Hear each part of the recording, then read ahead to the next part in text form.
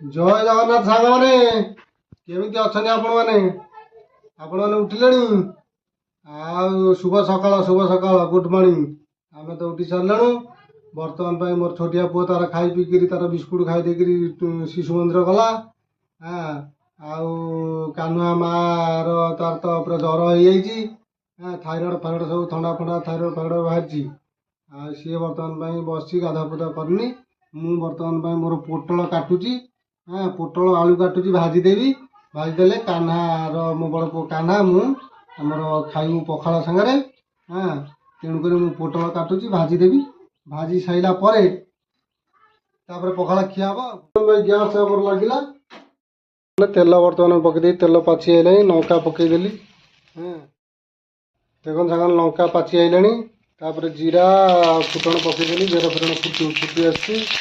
ଦେଖନ୍ତୁ ଆଳୁ ପକେଇଦେଲି। ହଳଦୀ ଗୁଣ୍ଡ ପକେଇଲି। ତାପରେ ଦେଖନ୍ତୁ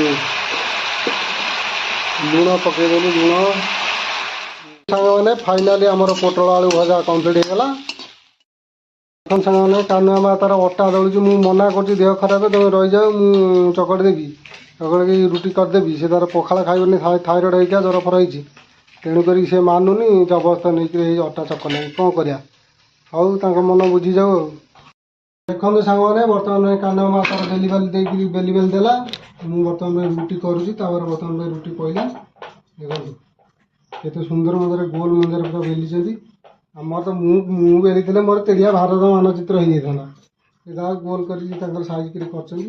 ସେ ଯାହା ଜବରଦସ୍ତ କଲେ, ହଉ କର, ମୁଁ ସେକି ଦେଉଛି ଆଉ। ହଉ, ଫାଇନାଲି ଆମର ରୁଟି ସମ୍ପୂର୍ଣ୍ଣ ହେଇଗଲା। ରୁଟି କମ୍ପ୍ଲିଟ୍ ହେଇକି ଥୁଆ ହେଇଛି। ଦେଖନ୍ତୁ ତାପରେ ଖାଇବା ଆରମ୍ଭ ହବ। ବର୍ତ୍ତମାନ ରୁଟି ଖାଇବା ଆରମ୍ଭ ହେଲା। ଦେଖନ୍ତୁ ରୁଟି ଭଜା, କଞ୍ଚା ଲଙ୍କା ଆଉ ଖଟା ଖାଉଛନ୍ତି ଆଉ। ରୁଟି ଖାଇବା ଚାଲିଛି ଆଉ।